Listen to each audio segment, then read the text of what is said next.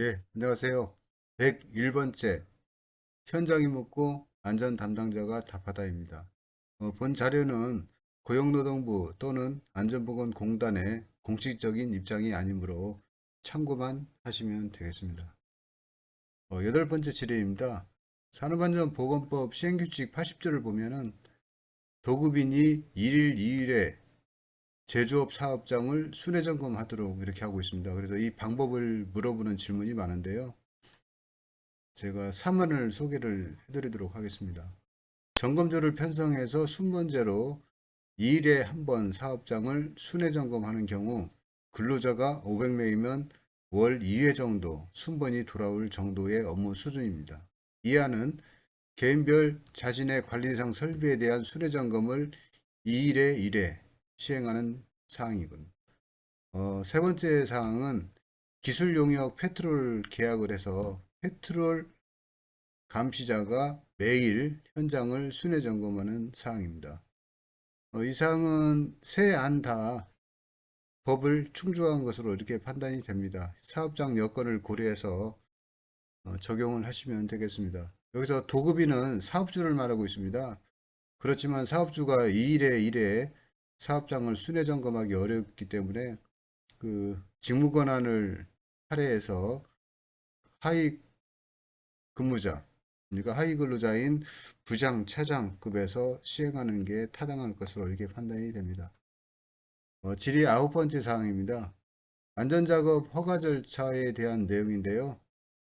퍼미트 워크 제도가 시행이 많이 되고 있습니다. 그래서 발행 대상 같은 경우는 경상정비, 계획예방정비 등 산업재해 발생 우려가 있는 유해 위험 작업을 발행하고 있습니다.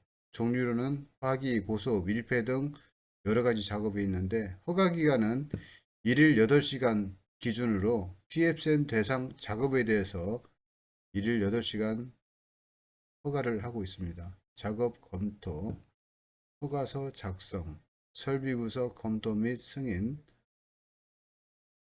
PDW 오피서 검토, 담당자가 되겠습니다. 운영부서 검토, 승인, 작업 시행 이렇게 시행이 되고 있습니다. 이 사항은 회사별로 다르기 때문에 어느 것이 맞다고 할 수는 없지만 PSN 대상 작업은 반드시 1일 8시간 이렇게 허가기간을 지켜야 되고요. PSN 대상이 작업이 아닌 경우는 별도의 법적인 기준은 없습니다. 질의 10번째 사항입니다. 위험성 평가 시 예상되는 오류를 설명해 달라는 내용인데요. 저희가 위험성 평가를 해마다 하고 있지만 중복, 동일한 사항을 하기 때문에 논리적으로 약간 오류 사항은 있습니다. 그래서 내용을 간략히 소개해 드리면은 이미 발생한 사고는 수시위험성 평가로 이미 개선 대책이 적용되었습니다. 그렇지만 현재 또는 미래의 추정치 값에 그 위험도를 넣기 때문에 논리적인 오류가 발생이 됩니다. 이미 안전난간, 작업 발판을 설치하고 관련 작업 절차 등 관리 대책을 적용해서 위험성이 다소 낮아진 상황에서 과거의 데이터 값을 넣을 경우 현재 위험 등급이 다소 높게 나오는 그런 오류가 생기기도 합니다. 그리고 위험에 대한 노출 빈도로 기준점을 설정할 때 재해가 발생하면 사망 이상으로 추정되는 공정위험성 평가의 결과는 현재의 안전조치와 상관없이 높은 값이 유지되는 특성이 있습니다. 그러니까 위험에 대한 노출 시간 횟수를 빈도로 사정할 경우 지게차 같은 경우는 지게차 관련 작업은 현장의 여건이 아무리 개선이 되었다고 하더라도 위험도는 높게 나올 수밖에 없는 논리적인 오류가 있습니다. 그리고 과거 데이터에 의해서 부서별, 그룹별 사고 빈도가 산출이 가능하더라도 유해 위험 요인별 적용이 다소 어렵습니다. 특정 공장에 같은 경우 데이터 분석을 하다 보면은 사고성 재해가 발생되고 그룹 간에 사고성 그 재해가 발생이 됩니다. 그래서 산업 재해가 발생하지 않는 무재해 그룹은 현재 안전관리 수준에 상관없이 과거 데이터에 의해서 위험도가 다소 낮게 나오는 경향이 있습니다. 그렇지만 그 안전이 확보됐다고 볼 수는 없기 때문에 위험성 평가에 오류가 발생하는 경향이 있습니다. 참고하시면 되겠습니다. 그리고 화학물질 위험성 평가 때도 고위험 등급에 도달되지 않더라도 CMR 등 허용치를 초과하면 개선 대책을 수립하도록 이렇게 하고 있습니다. 그래서 이 사항은 다소 현장 여건별로 좀 다른데요. 화학물질 위험성 평가는 고위험 등급에 도달되지 않더라도 법적인 기준을 초과하면은 고위험 등급으로 강제 분류하고 있습니다. 그렇지만 작업 위험성 평가는 법령을 위반해도 위험성 평가자가 위험성이 낮다고 판단하면 대책 수립을 하지 않아도 되는 약간의 논리적인 오류가 있습니다. 참고하시면 되겠습니다. 11번째 사항입니다. 작업활동 위험성 평가는 매년 하고 있는데 설비와 공정의 적정 주기를 물어보고 있습니다. 작업활동은 법에 의해서 매년 위험성 평가를 시행을 하고 있고요. 설비는 평가 주기가 다소 불명확해서 2년에 1회, 매년 이렇게 하는 곳이 많습니다.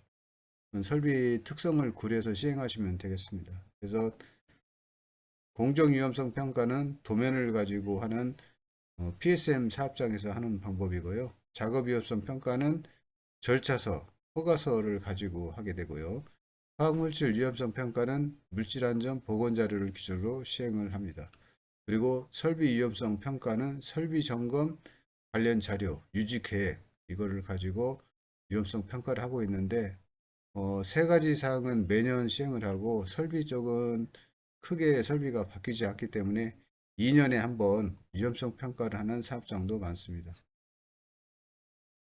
12번째 사항입니다. 상위자의 그 안전 지시가 구두로 되는 경향이 많은데 하위자의 그러니까 부하 직원의 대응을 물어보는 내용입니다.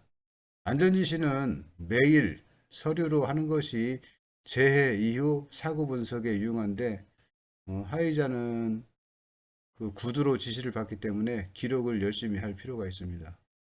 안전 업무 보고 관련 서류는 페이퍼 또는 서류로 하는 게 좋습니다.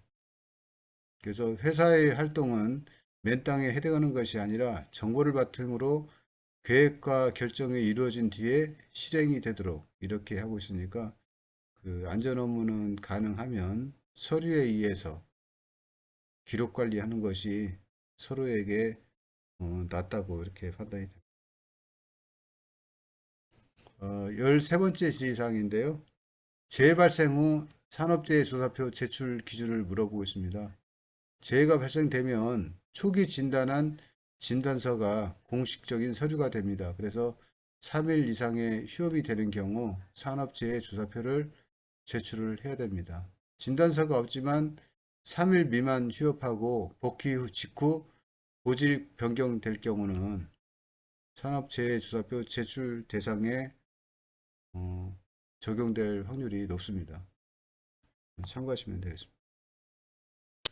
질의 14번째 사항입니다. 재해방 기술 지도의 예외 규정 중 안전관리자 선임의 그 해석을 물어보는 사람이 많습니다. 그래서 해당 작업의 안전관리자로 선임된 경우 또는 현장에 상주하는 경우가 재해방 기술 지도 예외 규정에 포함된다고 저는 개인적으로 생각합니다. 그렇지만 노동부의 공식적인 의견은 고용노동부의 법적 선임된 경우로 이렇게 지정하고 있습니다. 재해방 기술 지도는 아시다시피 공사기간이 1개월 미만인 공사, 사업주가 안전관리자를 선임한 경우 이렇게 예외 적용을 받도록 이렇게 하고 있습니다. 예, 이상 나머지는 다음 편에 말씀을 드리겠습니다. 수고하셨습니다.